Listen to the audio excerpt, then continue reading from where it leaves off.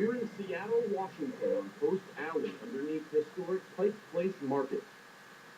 I'm going to show you one of the scariest things that I've ever seen on any decrepit, haunted, sadistic, dark location that we've ever traveled to in my life.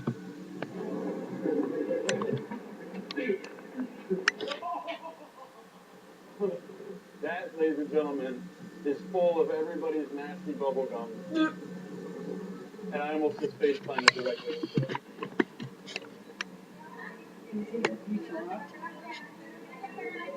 Ew! It's delicious.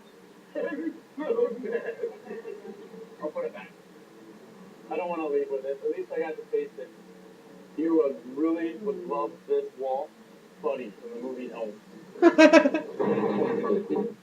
Just a few blocks away, we find ourselves in a far stickier situation. Investigating this century-old building that housed the city's first mortuary.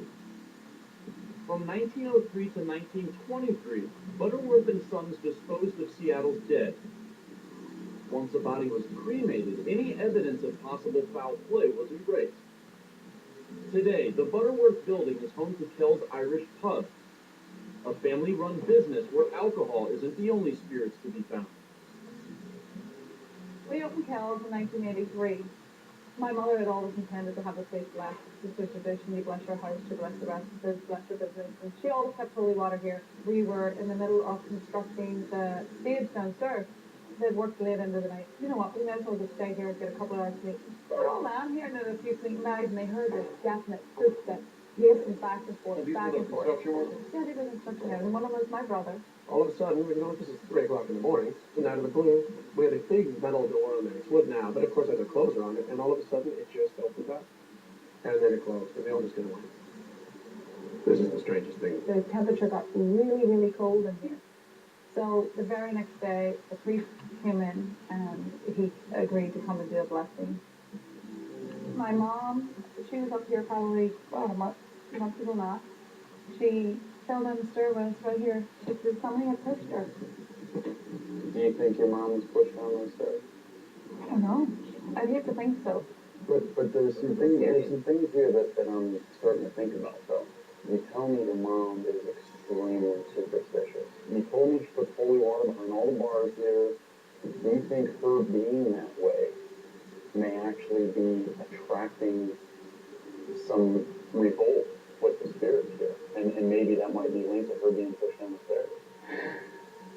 In that sense, I hadn't really thought about it as far as, That's the first thing that stuck out in my mind.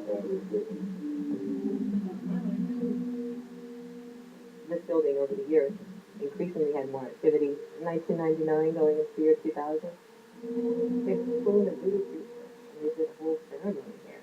In this building? In this building, it was a Halloween stunt. A voodoo, was she a legit voodoo priestess? Legit. And she did a voodoo ritual in this building? In the mortuary. It was a whole Halloween... If you don't know what a voodoo ritual is or what it can attract, roll clip. Something just hit me. Look at all the lives that came through here and had their services done here. In this chapel. This is where the mourning happened. And to bring in for entertainment an actual voodoo priestess, that's disrespectful. Well, that's one of the problems with places like this, is people, play up the fact that there's this history and don't realize that there is something attached to it.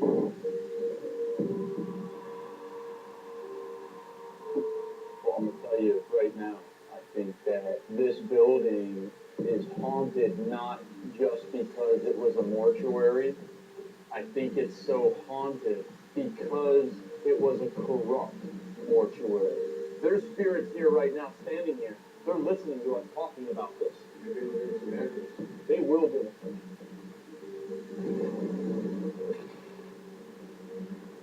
Hey, you know what? I got an idea. They say, they say a lot of these spirits that they see here are a lot of the old gold miners. A lot of these gold miners were actually killed for the price of their corpse. So what if we went before our lockdown and worked like some of these miners did, and that way we could have a common bond with these spirits? As the sun gave way to storm clouds, we traveled 30 miles north of Seattle in hopes of retrieving a trigger object that would help us get the answers we were looking for. We know a lot of the spirits at Butterworth and Sons mortuary were miners, and it's said that they were actually killed for the price of their corpse. That's why we called upon Vince, who's a gold miner up here in the Pacific Northwest. And that's Silent Chuck back there. Silent Chuck doesn't talk. We're on the banks of the Skycomish River, and we are mining for gold right now. Why don't you guys put a camera down and let's all pen and learn to find me some gold? Whoa, look at this one. See that? Yep, that's Micah.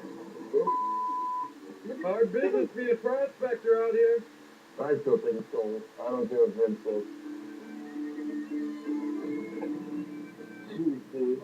Go find your own spot. All you do is you're splashing and splishing like a little boy over here. I'm trying to mine some gold. You're over here splashing. I claim this area. I don't know if you can see it, but that little tiny thing on top of that rock, gold. I'm starting to get the wrist movement down. I mean, I'm not saying any of that sounds good in this. Silent Chuck, did I make Silent Chuck laugh? Did you get on camera? Yeah, I go. I made Silent Chuck laugh. The patience of the prospector. We're doing good. We're filling this little bottle up with a lot of, they call it flake gold, but you get enough of it, and I think we can melt it down into some bullion. There it is. We got all that gold right there. Well, I think we got what these spirits were looking for. Although we might have to just cash this out. Too much hunting ghosts, you can lose your mind. That example.